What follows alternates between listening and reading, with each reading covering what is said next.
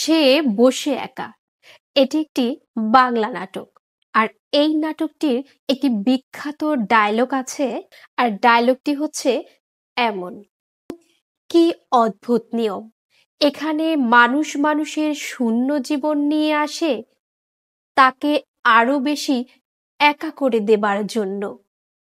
কথাটা কতটা গভীর বলুন তো। শূন্যতা মানুষকে কতটা কাঁদায় জানি না, তবে কিছু মানুষ মানুষের জীবনে আসে, তাকে স্বপ্ন দেখায়, আবার হঠাৎই হারিয়ে যায়। আর সেই একা হয়ে যাবার যন্ত্রণা মানুষকে তছনছ করে দেয়। জীবন কি অদ্ভুত! সবসময় জীবন আমাদের সেই ভুল মানুষের কাছে নিয়ে যায় বারবার। তারপর শূন্যতা আর স্মৃতি কুরে খায় আমাদের আজীবন। সব থেকেও যেন সর্বশান্ত লাগে নিজেকে। আফরান নিশোরও এমন একটি সুন্দর কথা আছে।